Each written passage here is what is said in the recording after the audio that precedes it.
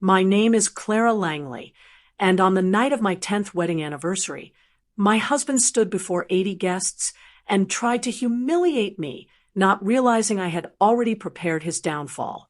He thought I was the naive wife, too gentle to see his lies, but what he didn't know was that every secret, every betrayal, every whisper he thought was hidden was about to play out on a giant screen for the whole world to see. Sometimes revenge isn't loud, it's elegantly planned. Where are you watching from? Don't forget to like, subscribe, and stay tuned for more stories like this. They say people forget what you said, but they never forget how you made them feel. That night at the Grand Meridian Plaza, beneath the golden chandeliers and mirrored walls, I understood that truth in its rawest form.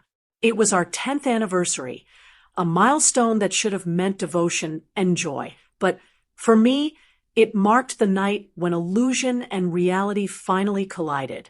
The ballroom glowed with perfection, golden light spilling across marble floors, guests in glittering gowns and tuxedos murmuring over champagne and caviar. Every detail was a reflection of the life I had built, the image I had maintained. The name card shimmered in silver leaf, the string quartet played Clair de Lune, and I wore the same perfume I had on my wedding night, jasmine and warmth, nostalgia wrapped in quiet pain. Ethan stood across the room, charming, handsome, the kind of man who looked born for applause. He raised his glass, that signature smirk curving his lips as he surveyed our audience of 80, the city's elite, our friends, my family, all gathered to celebrate a decade of what they believed was love. To love, he said smoothly, tapping his glass, to family, to 10 extraordinary years. Polite applause followed, soft laughter, the sound of people basking in perfection. But then his tone shifted. Thank you for being here tonight, he continued, his voice lowering, taking on that false sincerity that once made me believe he had a soul. A decade of marriage is a lifetime of lessons, and I think it's time I was honest. The room leaned in, drawn by the gravity in his words. I knew that tone. I had heard it before, right before he made someone small to make himself taller. Then, with a smirk that still makes my stomach turn, he looked at me. Clara, he said, each syllable slicing through the air. You've disgusted me since our wedding night. For a moment, silence hung heavy, so thick it seemed to press against my skin. A glass shattered somewhere near the back. Someone gasped. My mother covered her mouth. I didn't move. I had known this was coming. Not his words exactly, but his performance. He thrived on humiliation, on control. But tonight, the stage was mine. 10 years, Ethan continued, his voice rising with manufactured passion. I've tolerated your coldness, your little act, pretending we're the perfect couple. I've played the role of the loving husband, but tonight, he didn't finish because I stood, my chair scraping against the marble in a sound that cut through his monologue like a blade. I smoothed the folds of my champagne-colored gown, turned toward the AV technician by the stage, and gave the slightest nod. The lights dimmed. The quartet stopped mid-note. The projector behind the band flickered to life. What the hell is this? Ethan's voice broke, uncertain now. I didn't respond. I didn't have to. Across the ballroom.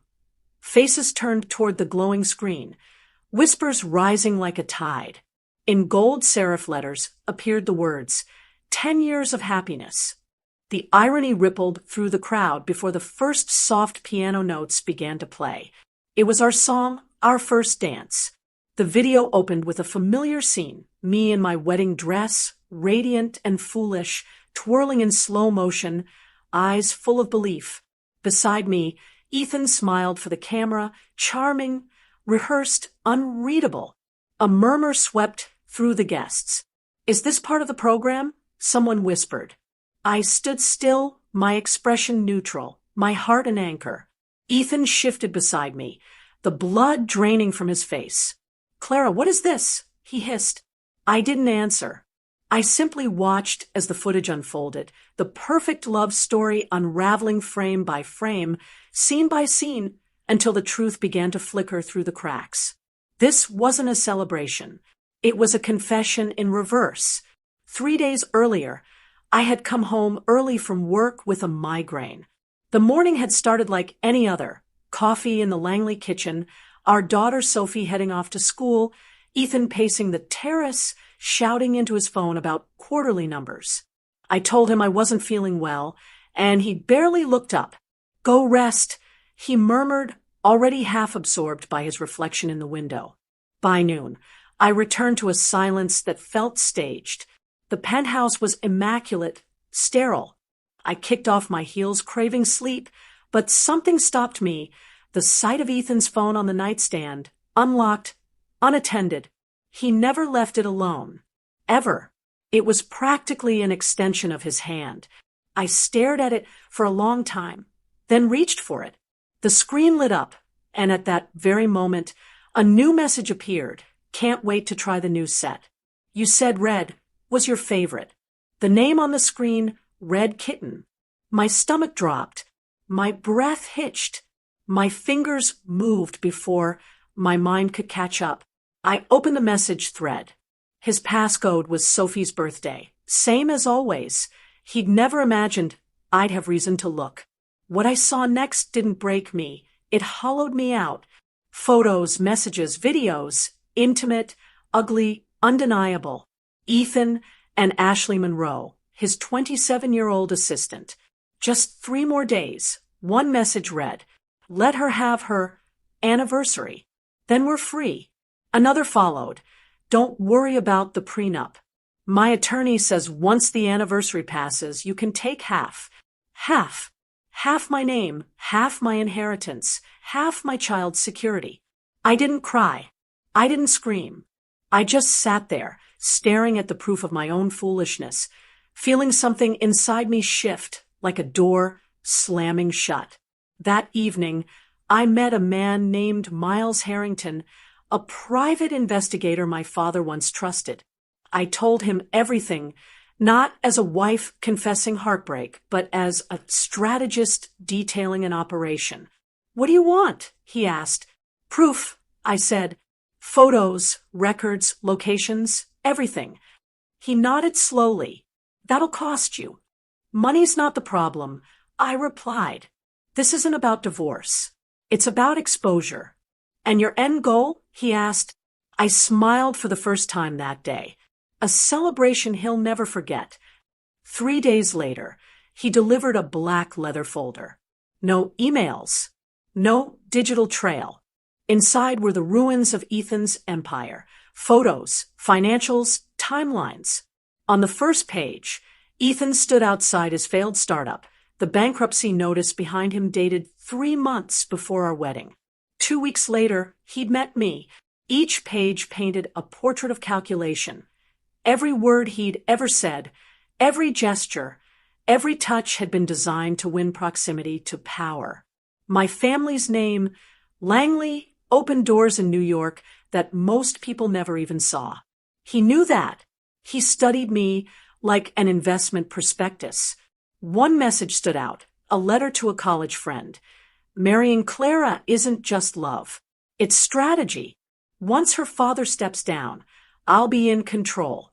She's too gentle to see it coming." I stared at that sentence for a long time. She's too gentle to see it coming. He was wrong. Gentleness isn't blindness. It's restraint. And I was done restraining myself. That evening, I called Miles again. "I need your help filming something," I said. "What kind of something?" he asked. "A wedding video," I answered. "Only this time, it'll be honest." The plan unfolded easily after that. I suggested to Ethan that we record a video for Sophie, something she could watch when she was older. A little documentary, I said sweetly over dinner, about love, about family. He grinned, that smug, self-assured grin I used to confuse with confidence. "Perfect idea," he said, his vanity already lit like a fuse. He never noticed the camera crew was too professional or that the sound technician specialized in courtroom surveillance. And he never noticed that Sophie wasn't home. I had already sent her to my mother's estate in Connecticut, far away from the storm that was about to break. On the morning of our anniversary, I stood before the mirror in my suite at the plaza, adjusting my lipstick, rehearsing my smile. Not the soft one from charity galas, not the polite one for photographs. This smile was different. It was sharp, deliberate, unyielding. Downstairs, the ballroom gleamed with all the extravagance Ethan loved: lavender peonies, gold-trimmed name cards, champagne towers glistening like trophies. He was already there when I arrived, and beside him, like the final insult, was Ashley. I had insisted she attend. "She's part of your team," I'd said weeks ago. "It's only fair." Now, she stood in a crimson dress too tight for taste, clinging to him like victory. I walked up to them, calm as silk. "You made it," I said. Ashley blinked, caught off guard. Ethan frowned. "You look different." "Lighter," I said. "Must be the lighting." I turned, took my seat, and waited. When Ethan stood to give his toast, confident as ever, the room turned to him with eager smiles. But when the lights dimmed and the first frame flickered to life on the screen, that confidence vanished. The same audience he'd played for so long now watched him unravel. His empire was about to collapse, and I didn't need to raise my voice to make it happen. Ethan froze, his champagne glass trembling in his hand as the video continued to roll. His image on screen laughed, a younger version of him, sitting in a cheap bar, his tie loosened, his arrogance unfiltered. "Of course I married her," he said on camera, his voice grainy but unmistakable. "You think I'd pass up a Langley? Her dad's practically Manhattan royalty. She's sweet, naive, the kind of woman who signs things before reading them." A roar of uneasy murmurs filled the ballroom. Someone gasped, another stifled a laugh, and a few simply looked away, unwilling to meet my gaze. Ethan's jaw clenched. "Clara, turn it off," he demanded, his tone wavering between fury and fear. But I stayed perfectly still, my hand resting lightly on my glass, my face a portrait of calm detachment. "This is your moment, darling," I said softly. "Enjoy it." The screen flickered again, shifting to a series of hotel surveillance clips. The timestamp glowed in the corner, last Tuesday. The location, the Four Seasons. Ethan and Ashley stepped into frame, laughing, kissing, disappearing down a hallway hand in hand. Gasps rippled through the crowd, like wind through glass. A woman near the front covered her mouth. My mother looked away. Ethan lunged toward the technician's booth, but there was no remote, no escape. I had it. I controlled everything now. The final clip played slowly, deliberately cruel in its honesty. It was our daughter, Sophie, sitting on her bed, holding her stuffed fox. The lighting was soft, unplanned. "Mommy, when is Daddy coming home?" she asked, her voice small, hopeful. My off-screen voice answered gently. "He's working late, sweetie." She frowned. "He's always working late. Does he not like being here?" My heart clenched even now, hearing it again. The room fell into heavy silence. Sophie's innocence cut deeper than any betrayal. Then came the sound of her crying, a fragile sob that filled the air like a prayer. "Did I do something wrong?" she whispered. The video froze on her tear-streaked face. No one moved. No one breathed. Ethan turned to me, his face flushed red, his composure gone. "You're disgusting," he hissed. "Using our daughter? You're sick." I rose slowly, my heels clicking against the marble like a metronome. "Don't you dare say her name like she's just a prop in your story," I said evenly. "She's the only reason I waited this long." His nostrils flared, his chest heaving, but before he could reply, the screen shifted once more. A final recording played, grainy footage from his office, his voice low and cruel. "No, she won't see it coming," he whispered into his phone. "Once the papers are filed, I'll freeze the accounts. She's too busy playing mommy to notice." The room erupted in whispers. His own words hung above him like a verdict. I turned toward him, every word measured. You said you married me for legacy, Ethan, but what you never understood is that my legacy isn't a name. It's strength. It's knowing when to walk away and when to fight. I reached into my clutch and pulled out a sleek envelope, heavy and white. These are divorce papers. I said, simply, filed this morning. The penthouse is mine, the accounts are frozen, and the board has already seen the footage. I placed it gently in front of him. His fingers twitched, but didn't reach for it. He looked at me with disbelief, the kind that only comes when a man realizes the woman he underestimated is the one holding the detonator. You can't do this, he muttered, his voice breaking. You need me. I leaned closer, just enough for only him to hear. You were right about one thing, I whispered. I was too gentle. But gentleness isn't weakness. It's patience. And I've run out of it. He sank back into his chair, his eyes darting helplessly around the room. But no one would meet his gaze. Not my mother. Not our friends. Not even Ashley, who had gone pale, and was quietly edging toward the exit. I straightened my back, lifted my glass, and said clearly, to truth. I drank, the champagne cool and crisp against my tongue, the silence deafening. For a brief moment, I thought that was the end of it, that the public unmasking, the humiliation, the severing of ties would be enough. But fate wasn't finished. From the far end of the hall, an older man stood, his presence commanding instant respect. Henry Ashcroft, chairman of Langley Industries, my father's oldest friend and Ethan's former mentor. His expression was unreadable as he stepped forward, a small blue folio in his hand. I wasn't planning to speak tonight, he began, his voice echoing with quiet authority. But since the truth seems to be the theme of the evening, it's time we finish what Clara started. Ethan's head snapped up. Henry, this isn't. Quiet, Henry said sharply. The word cut through the room like a gavel strike. He opened the folio, his eyes hard. You didn't just betray your wife, Ethan. You betrayed this company. We found the paper trail, Ashley Monroe's bonuses, her share transfers, the unauthorized stock movements. You signed conflict of interest disclosures while sleeping with a subordinate.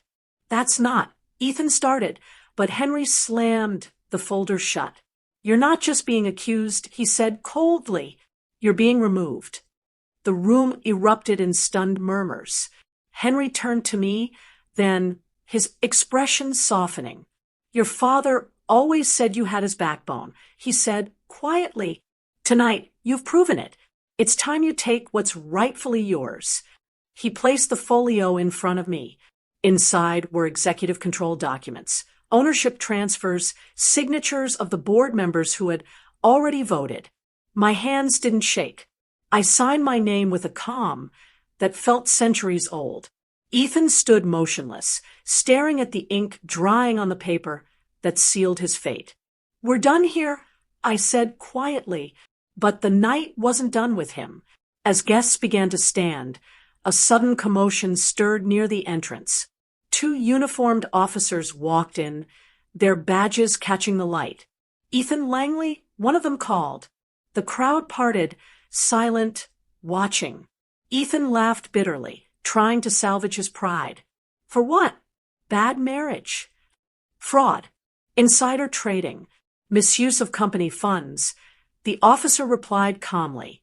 In seconds, the cuffs clicked around his wrists. Gasps rippled again. Ashley stumbled backward, whispering, No, this isn't happening. But it was. It was all happening exactly as it was supposed to. The officers led Ethan through the same ballroom where he had once been adored, his tailored suit now looking like a costume stripped of purpose. Cameras flashed. Guests whispered. Some looked away, others stared. I stood silently as the string quartet sat frozen, their instruments untouched. The music had ended, The celebration had become a requiem. As the doors closed behind him, I let out a long, steady breath. I didn't feel joy. I didn't feel victory. I felt release, a deep, quiet liberation. I turned and walked toward the exit as the crowd parted, not with pity, but with reverence. That night, the world saw the real Ethan Langley. But more importantly, they finally saw me. The following morning, I woke to a silence that was almost unfamiliar. I thought peace would come easily, but it didn't. Instead, there was noise, my phone vibrating endlessly with calls, messages, news alerts. Every headline carried my name. The Langley scandal, betrayal in the ballroom, heiress exposes husband's double life. I turned the TV on, and there he was, Ethan, in handcuffs, being escorted into a black sedan. The footage replayed in endless loops, the commentators dissecting every frame. I muted the sound, watching him shrink into the background of his own downfall. By noon, I was at my parents' townhouse in Connecticut. Sophie was upstairs playing with my mother, unaware of the chaos beyond her world. She only knew that Daddy wasn't coming home for a while. When she asked why, I simply said, "Because I want you to be somewhere peaceful." She smiled and asked if her fox could come too. That was when I finally cried, not for Ethan, but for the years I had spent building a life for a man who only saw me as leverage. That afternoon, a knock sounded on the front door. When I opened it, Miles stood there, the same steady calm in his eyes. He handed me a sealed manila envelope. "Told you I deliver," he said. Inside were his final reports, financial records, travel logs, offshore accounts I hadn't even known existed. "This should keep the SEC busy for months." He said, "You might get your day in court, or 10. I nodded, thanking him quietly. He turned to leave, then paused. "You should look at the last page," he said. "Page 42. And then he was gone. I waited until nightfall, until Sophie was asleep, before opening it. I flipped through the documents, photos, receipts, statements, until I reached page 42. There, at the bottom, was a scanned letter written 2 years before our wedding. The signature at the end made my stomach twist. It was from Ethan, and it wasn't addressed to me. The letter was dated May 12th, 2 years before our wedding. The header read, "To Lillian Carter." My hands trembled as I unfolded it. The ink was slightly smudged, but the words were clear, cold, methodical, and dripping with arrogance. "Dearest Lily, everything is in motion. Once I secure Clara's trust, the rest will follow naturally. The Langley board will welcome me the moment her father steps down. The prenup must appear airtight, but it needs the clause we discussed, quietly buried, legally invisible. Once the anniversary passes, I'll have access to everything. She won't suspect a thing. She's perfect for this. Yours always, E." For a long moment, I couldn't breathe. Lillian Carter, my father's former corporate counsel. I remembered her perfectly, sharp, elegant, unnervingly composed. She'd handled our prenup, attended our engagement dinner, and even toasted to a lifetime of partnership and prosperity. And all that time, she'd been part of his design. I sank into the chair, the letter slipping from my fingers. The betrayal wasn't just marital, it was systemic. Ethan hadn't just orchestrated this deception. He'd enlisted help from within the very walls of my family's company. My father's trust, my trust, our legacy, all infiltrated. The next morning, I met Miles at a small cafe on the Upper East Side. The city outside buzzed with gossip and headlines, but inside, it was quiet, just the clink of cups and the hum of the espresso machine. I slid the letter across the table. "What do you know about her?" I asked. He scanned it, his brow furrowing. "Lillian Carter," he said finally, "corporate lawyer. Left Langley 6 months after your wedding. Currently sits on the board of a hedge fund." He hesitated. Guess who runs it? I already knew before he said it. Ashley Monroe. I whispered. Bingo, Miles said grimly. Ethan wasn't acting alone. Ashley was the distraction. Lillian was the architect. I felt a bitter laugh rise in my throat, but swallowed it down. Do you think my father knew? I asked quietly. Miles looked at me, studying my face. Your father wasn't naive. If he suspected anything, he would have prepared for it. Maybe more than you realize. I leaned back in my chair, the noise of the cafe fading into a dull hum. Find out where she'll be this week. I said, I don't want a confrontation. I want a stage. He nodded slowly.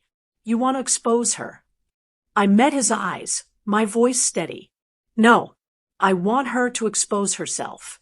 2 days later, Miles texted me the location. The Women's Executive Alliance Autumn Gala.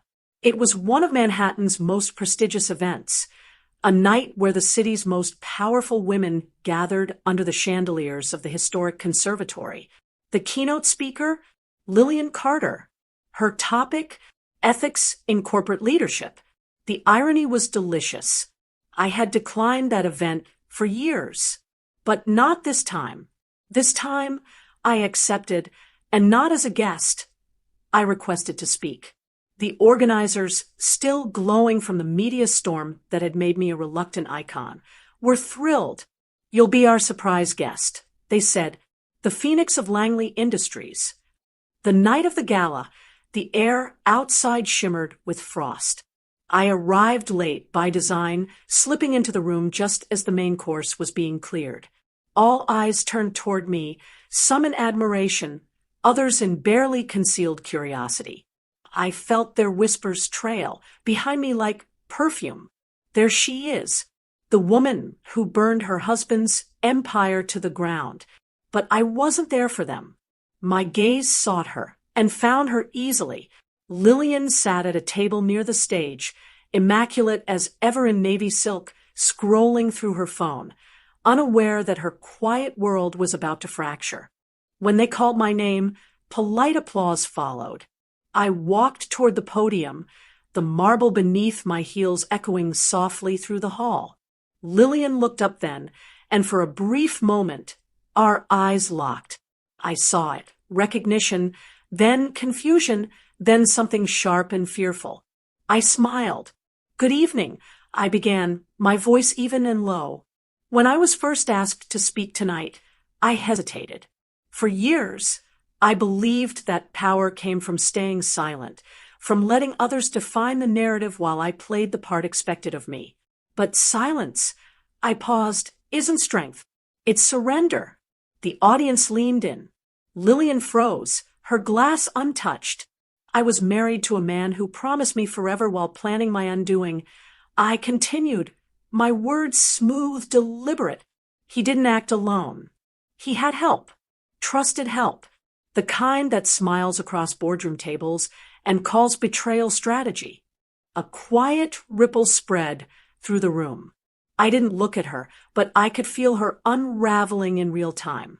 The thing about deceit, I said softly, is that it thrives in darkness. But once it's exposed, it withers. And those who build empires on manipulation always forget one thing: truth has better timing. I ended the speech with a simple line. To every woman who's been underestimated, overlooked, or outmaneuvered, the moment you stop apologizing for your power is the moment you take it back. The applause that followed wasn't thunderous. It was deliberate, slow, heavy. Lillian's hands didn't move. She sat still, her face pale, her eyes hollow. I stepped down from the podium, brushed past her table, and whispered as I passed, you should have picked a smarter partner. Then I walked out into the cold night air, the city glittering like victory itself. The next morning, I received a call from James, my father's former attorney. There's something you should see, he said, his tone formal but strained. It's from your father. We found it in the vault under his old office.